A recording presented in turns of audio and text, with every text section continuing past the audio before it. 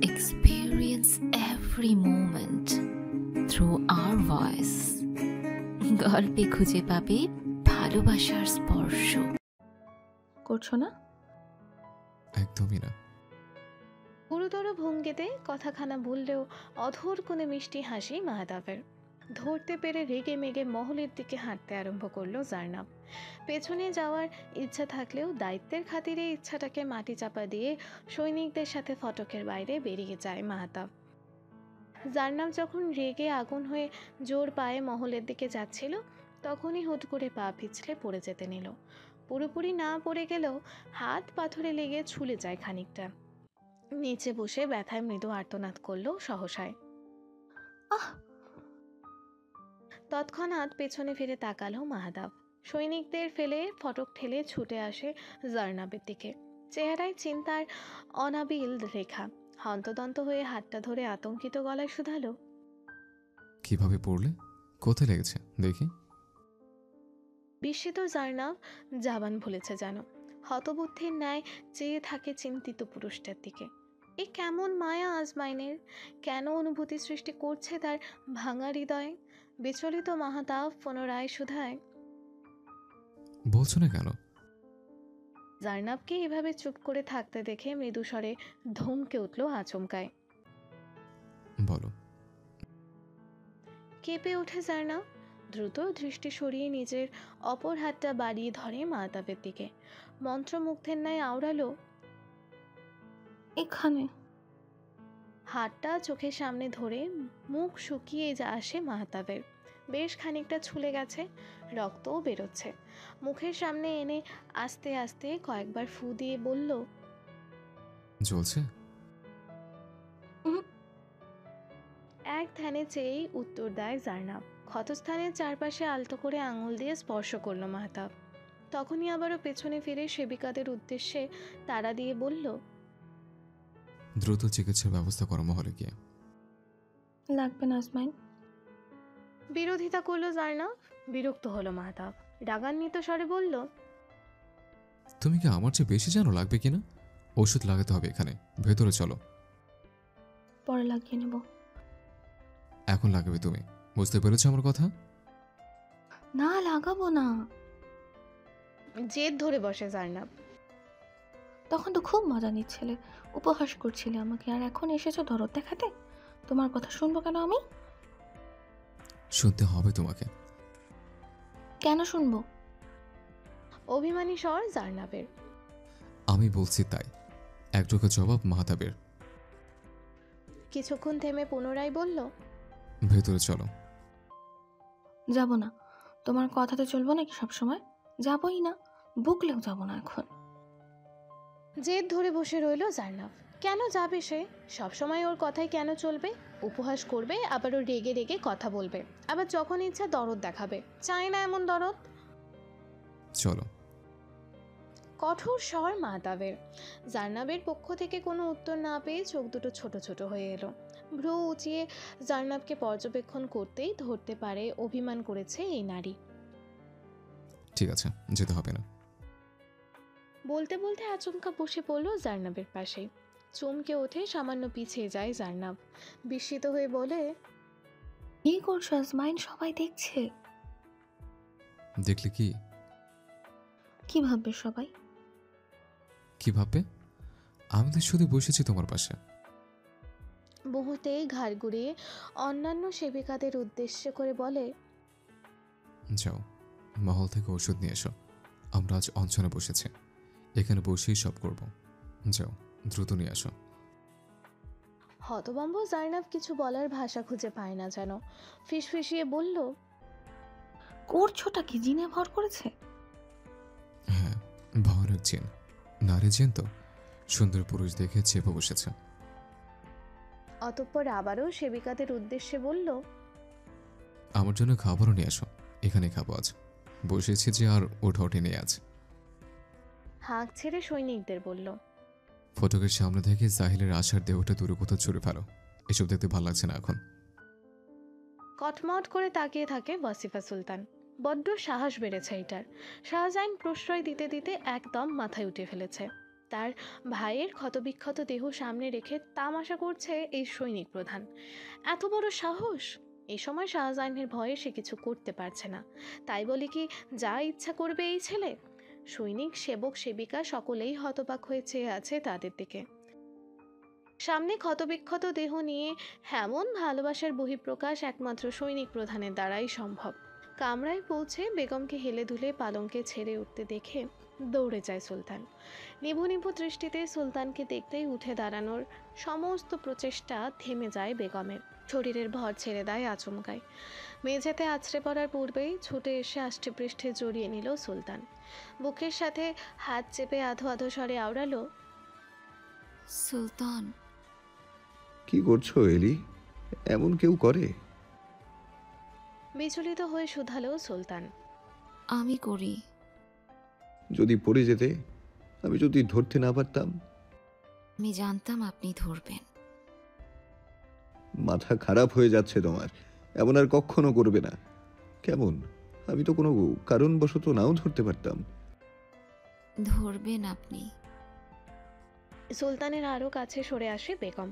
মুখ গুজে দেয় বলিষ্ঠ শরীরে। ত্রিভুবন যেন উচ্ছ্বাসে খলবলিয়ে ওঠে এমন মধুর দৃশ্যে। ঠিক আছে, ধরবো, কথা দিলাম। ধরবেন?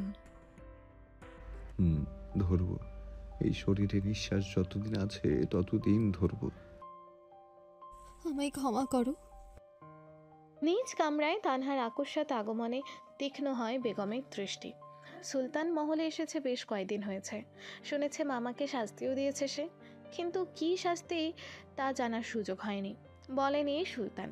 সে আসার পর তানহা বা ওয়াসিফা সুলতান কেউ আসেনি বেগমের সামনে। আজ হঠাৎ তানহাকে দেখে কিঞ্চিত বিরক্ত গলায় বলল, তুমি এখানে কেন এসেছো? ভুল করে ফেলেছি আমি, মারাত্মক ভুল। তার দিকে এক প্রকার ছুটে আসে তানহা। মেঝেতে বসে বেগমের পা চেপে ধরে অনুনয়ের স্বরে বলল, তুমি তো জানো আমার ভাই ছাড়া আমাকে ভালোবাসার কেউ নেই। একমাত্র ভাই ছাড়া পিতা মাতা কারোর আদর সোহাগ পাইনি আমি।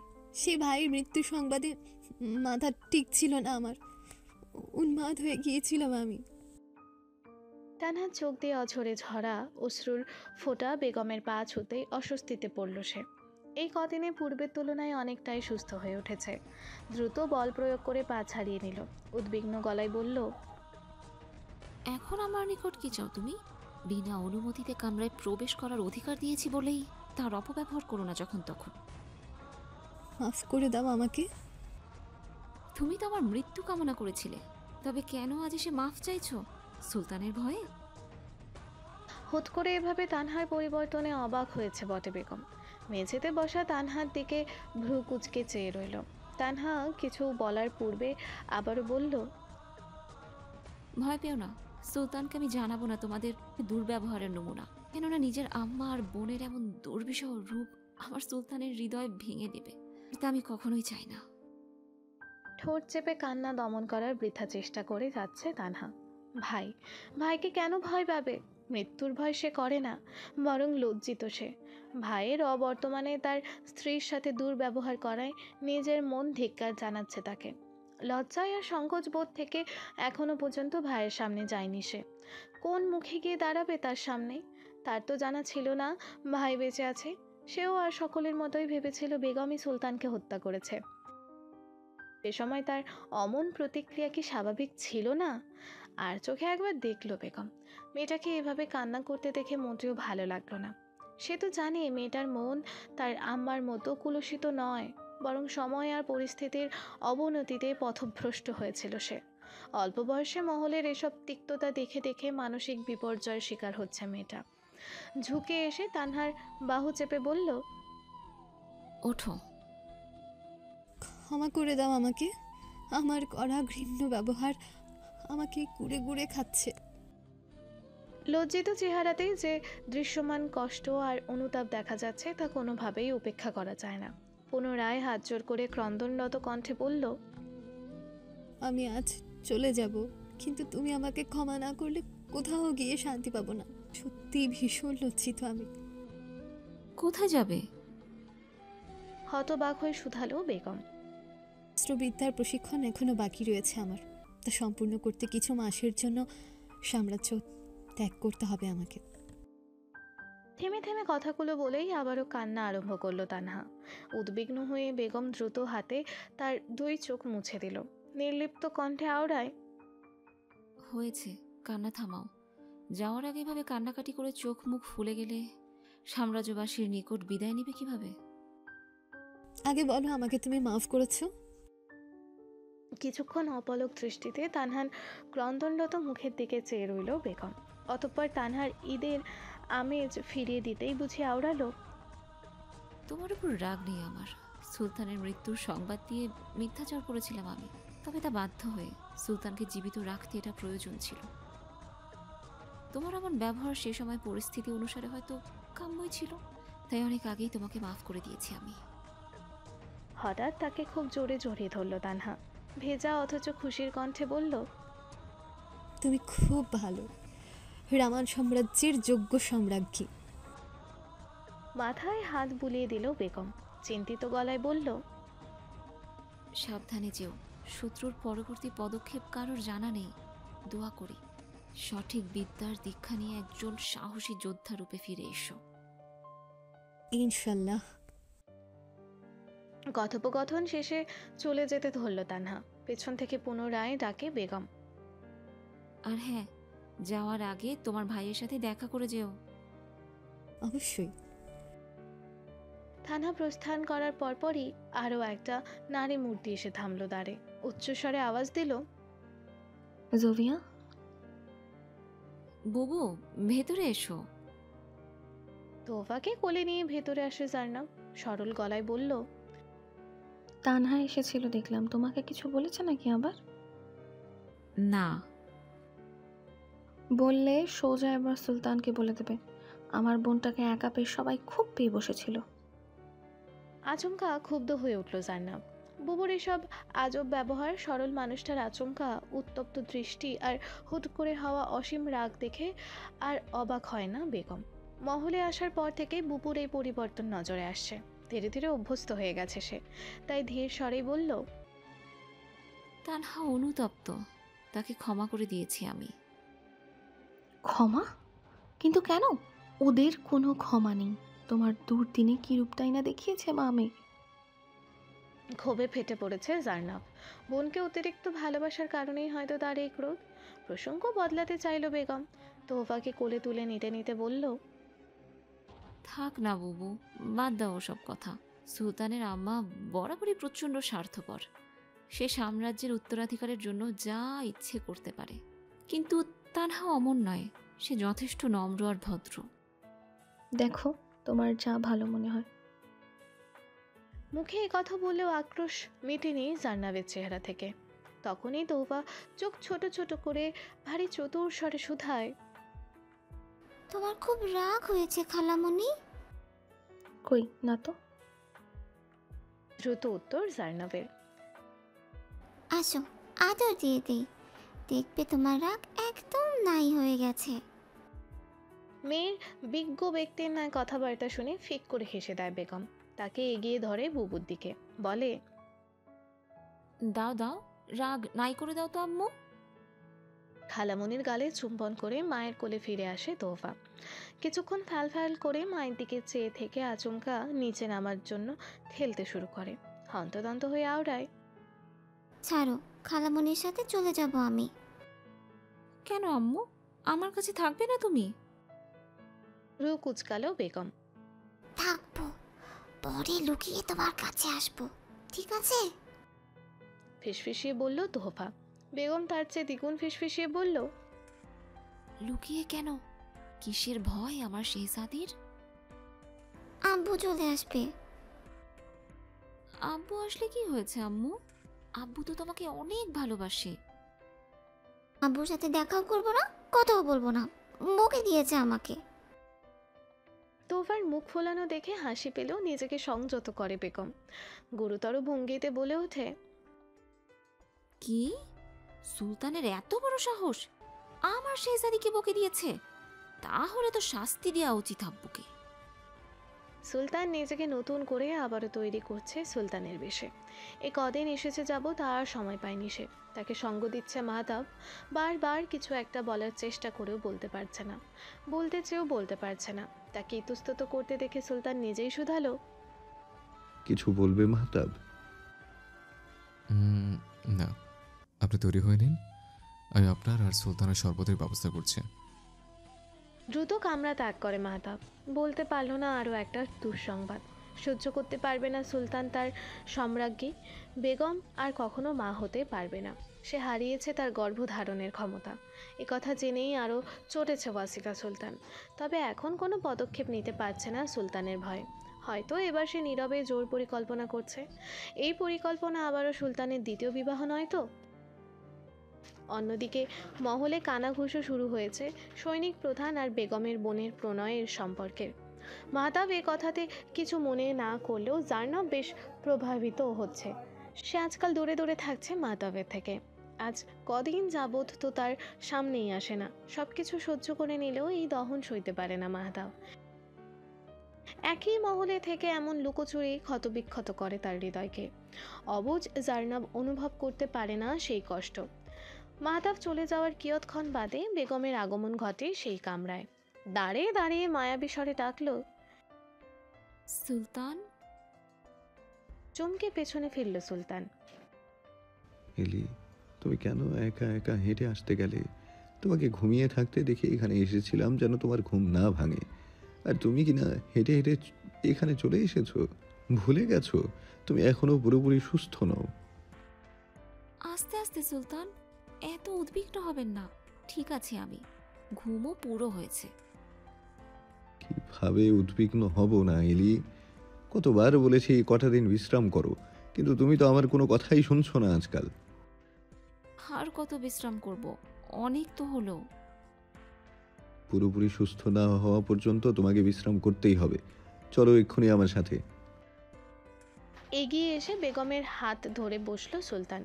সযত্নে তাকে নিজের সাথে আগলে ধরে হাঁটতে লাগলো নিজের কামরার দিকে। এমন সময় বেগম গোমরা মুখে বলল, সব সময় জোর জবরদস্তি করা না আপনার স্বভাবে পরিণত হয়েছে। সুন্দরী সম্রাজ্ঞী যেই অপবাদী দিক সেটাই মেনে নিতে প্রস্তুত সুলতান শাহজাইন শাহ। দিনকে দিন বকে যাচ্ছেন। আর মার মনে পড়ছে না, মনে পড়লে পরে বলবো। মানে তুমি যখন ইচ্ছা আমাকে অপবাদ দেবে? হ্যাঁ। ছি, সুলতানের উপর স্বেচ্ছাচারিতা! এ কেমন অনাচার চলছে এই মহলে? তোফা রেগে আছে আপনার উপর। জানি আমি, আম্মা জানের সমস্ত রাগ আজই ভাঙিয়ে দেবো এইভাবে। চুটকি বাজিয়ে দেখলো সুলতান। মৃদু স্বরে হেসে বেগম রসিকতার স্বরে বলল, দেখা যাবে, আমাদের কামরাতেই আছে সে। সেখানে গিয়ে দেখা গেল তোফা নেই। দীর্ঘশ্বাস ফেলল সুলতান। এত রাগ তার আম্মা জানের। আফসোসের স্বরে বিড়বিড়িয়ে বলল, নিজের আম্মুর মতো হয়েছে। কি বললেন? ভ্রু কুচকে শুধায় বেগম। আকস্মাৎ গম্ভীর হয়ে উঠল সুলতান। নিষ্প্রাণ দৃষ্টিতে চেয়ে বড্ড গুরুতর হয়ে বলল, আমাকে পার্শ্ব সাম্রাজ্যের ভাঙা মহলে কেন ফেলে এসেছিলে এলি? একটাবারও আমাকে দেখতে যাওনি তুমি? বলতে বলতে তার নির্বাক চোখে ব্যথা ফুটে উঠল। পুনরায় নিষ্পান স্বরে বলল, আমাকে দেখার ইচ্ছে হয়নি তোমার? বলতে বলতে গলা শুকিয়ে এলো। ঢোক গিলে ভিজিয়ে নিল। পুনরায় কিছু বলার আগেই বেগম বলে গম্ভীর হয়ে বলে উঠল, আমাকে বিশ্বাস করেন তো আপনি? নিজের চেয়েও বেশি। সন্তুষ্টির হাসি হাসে বেগম। গাম্ভীর্যতা ছেড়ে এক ছুটে চাপটে ধরল সুলতানকে। দুহাতের মধুর আলিঙ্গনে বেঁধে নিয়ে মন্ত্রমুগ্ধের ন্যায় আওড়ালো, আমার সুলতান, আমি ভীষণ ভালোবাসি আপনাকে। এলি, আবেগী স্বর সুলতানের। হুম। মুখ তুলে তাকাতে কপালে গভীর চুম্বন করল সুলতান। বড় মায়ার স্বরে শুধালো, আমার উত্তর? আপনাকে সাম্রাজ্যে আনলে বাঁচাতে পারতাম কিনা সেই ভয়ে ওখানে রেখে চিকিৎসা করিয়েছি। সকলের নিকট আপনাকে মৃত ঘোষণা করেছি শত্রুর আক্রোশ থেকে আপনার অস্তিত্ব মিটিয়ে দিতে। সেদিন ওই অযাচিত আক্রমণের পরে আমার মনে হয়েছিল শত্রু আমাদের পরিচিত কেউ, কিন্তু ওই মুহূর্তে আমরা ওখানে একা আছি তা তো জানার কথা নয়। মহলে শত্রু লুকিয়ে আছে, এই সন্দেহ থেকে আপনার সুরক্ষায় উত্তরীয় সাম্রাজ্যের সেনা নিযুক্ত করেছি। আমি নিজেও বুকে পাথর চেপে দিনের পর দিন কাটিয়ে গেছি এই ভয় যে যদি আমি আপনাকে দেখতে যাই, সেই খবর যদি কোনোভাবে শত্রু জেনে যায়, আর আমার অচেতন সুলতান তো তার প্রহার ঠেকাতেও পারবে না। প্রতিটা দিন ভয়ে ভয়ে কাটিয়েছি, এই বুঝি শত্রু জেনে গেল আপনার অবস্থান, আপনার অস্তিত্ব। সব শুনে স্বস্তির শ্বাস ফেলল সুলতান। হঠাৎ পোড়া পোড়া গন্ধে ভরে উঠল কামরা। দুজন তড়িঘড়ি করে চতুর্দিক পর্যবেক্ষণ করতেই পেয়ে গেল আগুনের সন্ধান। আগুনের দহনে দপদপ করে জ্বলছে বিশাল জানালার রাজকীয় পর্দাখানা। মৃদু বাতাসে আগুন সমেত কামরার দিকে উঠছে জ্বলন্ত পর্দা। কিছুক্ষণ বাদেই পোড়া পর্দা বন্ধন ছিন্ন করে ধপ করে মেঝেতে আছড়ে পড়ল। তৎক্ষণাৎ আগুন নিভে গেলেও নিভল না সুলতান আর বেগমের বিস্ময়। বিস্মিত নয়নে চেয়ে থাকে তারা। কিয়ৎক্ষণ যেন বাক্য হারালো। নির্বাক হয়ে চেয়ে থাকা ব্যতীত কোনো হেলদোল পর্যবেক্ষণ করা গেল না তাদের। দিনের বেলায় কোথাও কোনো লণ্ঠন মোম কিছুই নেই, তবুও আগুন, তাও জানালার পর্দায়, যেখানে আগুনের ছিটাফোঁটা থাকার কথাই নয়। এই আগুনের উৎস কি? এই যে ইচ্ছাকৃত ঘটনা দুর্ঘটনা, তা বোঝার বাকি থাকে না। ইতিমধ্যে রাগে ক্ষোভে ভয় হাত পা কাঁপছে বেগমের। হতভম্ব সুলতান দ্রুত বেগমকে এক টানে নিজের কাছে টেনে আনলো। বুকের সাথে শক্ত করে আগলে নিয়ে অভয় দিয়ে বলল, শান্ত হও এলি। সুলতান, শত্রু এখন ওই মহলেই আছে। অসুস্থ তুমি, এভাবে উত্তেজিত হইও না। কিন্তু সুলতান। সব ঠিক হয়ে যাবে এলি। দেখি, এসো তো, পালঙ্কে বসো, বিশ্রাম করো।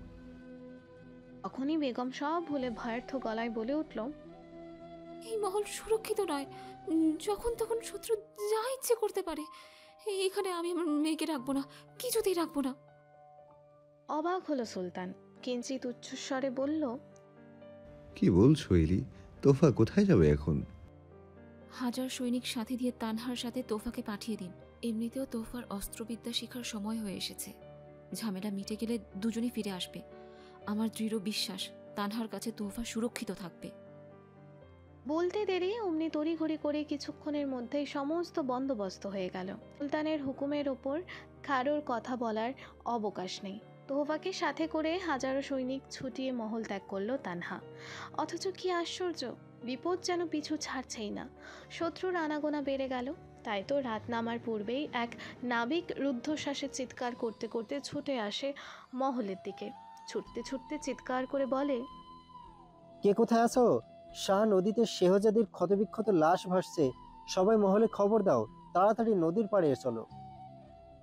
নিজ কামরায় বেশ অনেকটা সময় ধরেই রাজকীয় কেদারায় থাম মেরে বসে আছে জার্নাব। বড় নির্লিপ্ত ওর ভঙ্গিমা, চোখের কার্নিশে অশ্রুর কণা, সুন্দর মুখাবয়ব ভয়ঙ্করভাবে লাল হয়ে আছে। হিজাবের বাঁধনটাও আজ এলোমেলো। সম্মুখের বিশাল দর্পণে ভেসে উঠেছে ওর বিধ্বস্ত মুখশ্রী। আকস্মাৎ উন্মাদের ন্যায় ছুটে গেল পালঙ্কের পাশে। বিভ্রান্ত পথিকের মতোই পালঙ্কের নিচ হাতড়ে সজোরে টেনে আনলো কাঠের বাক্সটা। তালা তুলে কাপড়গুলো ছুঁড়ে ফেললো কামরার চতুর্দিকে। বেরিয়ে এলো শাহাদের ব্যবহৃত আতরের শিশি। চোখ চিকচিক করে উঠল জার্নাবের। এ যেন লক্ষ বছর পুরনো গুপ্তধন পেয়েছে সে। খানিক সময় নিয়ে এক ধ্যানে চেয়ে রইল শিশিরটার দিকে। পুড়িয়ে গেছে আতরটা, তবু শিশি খুলে নাকের কাছে ধরে ঘ্রাণ নিল। প্রাণ জুড়িয়ে আসে সে ঘ্রাণে। শাহাদের শরীরের মিষ্টি সুবাসে শরীর সে শিরিয়ে ওঠে।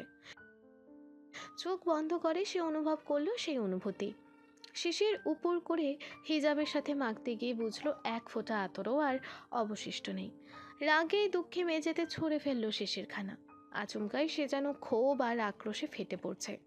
কিছুক্ষণ পর পুনরায় হন্তদন্ত হয়ে মেঝে থেকে তুলে নিল শিশিখানা।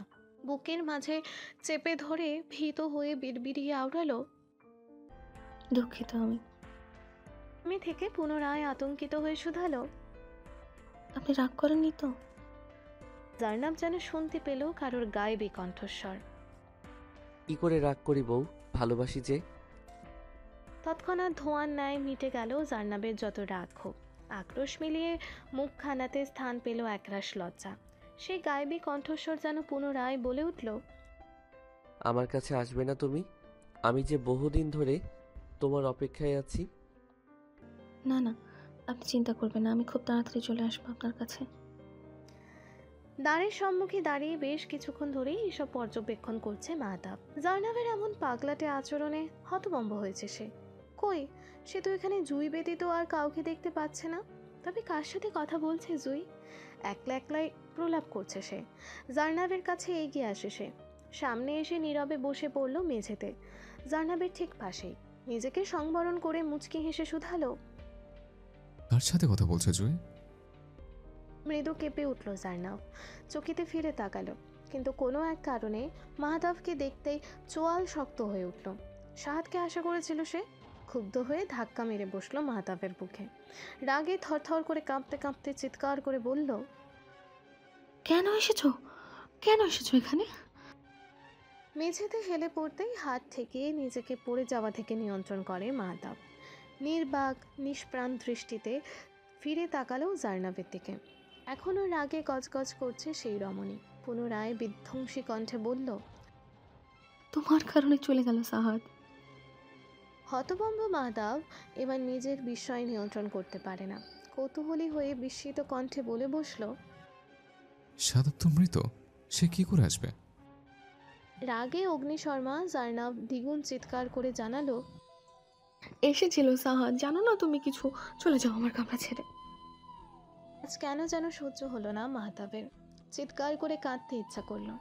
মৃত মানুষকে বারবার কেন স্মরণ করতে হবে? সাহাদের উদ্দেশ্যে কপট রাগ দেখিয়ে বিড়বিড়িয়ে আওড়ালো, ভাগ্যিস আগে মরে গেছিস, নয়তো আমার হাতে মরতে হতো একদিন। অথচ জার্নাবের দিকে ফিরে পানির পাত্র এগিয়ে দিয়ে কি শান্ত স্বরেই না বলে বসলো, পানি খেয়ে নাও, ভালো লাগবে। পাত্রখানা ছুঁড়ে ফেলে দিল জার্নাব। পানি ছড়িয়ে ছিটিয়ে একাকার হলো মেঝে। ভিজে গেল জার্নাব নিজেও। এবার রাগ সংবরণ করতে ব্যর্থ হলো মাহতাব। অসহনীয় রাগে হিতাহিত বোধ শূন্য হলো যেন। শক্ত হাতে জার্নাবের দুই বাহু চেপে ঝুঁকে এলো নিকটে। চোখে চোখ রেখে কঠিন কণ্ঠে জানতে চাইল, পাগল হয়ে গেছো? হ্যাঁ হ্যাঁ, পাগল হয়ে গেছি। তুমি মেরে ফেলো আমাকে, আমি সাহাদের কাছে চলে যেতে চাই। জেদি কণ্ঠকে ছাপিয়ে শোনা যায় বীরের পুরুষালী হিম ধরানো কণ্ঠ। কোথাও যাবে না তুমি, সারা জীবন আমার কাছে থাকতে হবে তোমাকে। জার্নাবের বিস্মিত দৃষ্টিতে উপেক্ষা করে পুনরায় আওড়ালো, তুমি চাইলেও আমার কাছে ফিরতে হবে, না চাইলেও ফিরতে হবে। কেবল মৃত্যু ব্যতীত তামাম পৃথিবী কারোর সাহস নেই তোমাকে ছিনিয়ে নেওয়ার। আজমাইন যে এমন কিছু বলতে পারে তাহাকে উপলব্ধি করেছিল জার্নাব। আজমাইনের প্রণয়ের দৃষ্টি, ভালোবাসায় ঘেরা আকার ইঙ্গিত, যন্ত সব কিছুই লক্ষ্য করেছে সে। তাই তো হিমশীতল গলায় নির্লিপ্ত হয়ে বলে উঠল, তবে মৃত্যুই হোক সেই সমাধান। জুই, খবরদার সে দুঃসাহস দেখিও না, নয়তো আমার চেয়ে খারাপ আর কেউ হবে না। এমনিতেই তোমার মতো খারাপ কেউ নেই আসমাইন, ভীষণ খারাপ তুমি। রমণীর ছলছল নয়ন নিমিষেই বরফ হয়ে পড়ল বীরের তীব্র রাগের কাছে। মুহূর্তেই বলে তরল হলো যেন সমস্ত রাগ ক্ষোভ। এতক্ষণ যে হাত শক্ত করে চেপে ধরেছিল জার্নাবের দুই বাহু, সেই হাত দুটো আলগা হয়ে এলো আলগোছে। নিভে গেল মাহতাবের যত আক্রোশ। চিন্তিত দৃষ্টিতে চেয়ে অনুতাপের গলায় বলল, আমি দুঃখিত জুই, ব্যথা পেয়েছ? সেই সময় বদলে গেল জার্নাবের মুখশ্রী। চোখ মুছে ধরা গলায় আওড়ায়, আমাকে একটু একা থাকতে দেবে আসমাইন? আমি ভয়ঙ্কর সিদ্ধান্তহীনতায় ভুগছি। কিছুক্ষণ নিরালায় বসে ভেবে সিদ্ধান্ত নিতে চাই। সিদ্ধান্ত? কিসের সিদ্ধান্ত? পরে ভেবে জানাবো তোমাকে, এখন দয়া করে আমাকে একা থাকতে দাও। অনুনয় করছে জার্নাব। মাহতাব তবুও দ্বিধায় ভুগে বলল, কিন্তু জুই। চলে যাও আসমাইন। বড় কাতর সেই চাহনি, সেই কণ্ঠ। তন্মধ্যে মাহতাব উপলব্ধি করে জার্নাব ভয়ানক কোনো সমস্যায় রয়েছে। হতে পারে তা মানসিক সমস্যা, যার দরুন জার্নাবের সুন্দর মুখখানাতে অবিরাম চিন্তার রেশ স্পষ্ট। তার ভেতর সে এই সময় এমন ব্যবহার করে বসলো, কাজটা একেবারেই উচিত করেনি সে। পরে মন মেজাজ ঠিক হলে ক্ষমা চেয়ে নেবে, এই ভেবে উচ্চারণ করলো, ঠিক আছে, বিশ্রাম করো তুমি, উঠে বসো, পানি খেয়ে মস্তিষ্ক ঠান্ডা করো, পরে আসবো আমি। সাম্রাজ্যবাসীর বিশাল ভিড় ঠেলে শাহ নদীর তীরে এসে পৌঁছালো সুলতান। হাজার সৈন্য সাথী নিয়ে তীরে এসে থামতেই প্রজারা একত্রে সম্মান প্রদর্শন করে পিছিয়ে গেল। চতুর্দিক থেকে তাকে ঘিরে রেখেছে সৈন্যরা।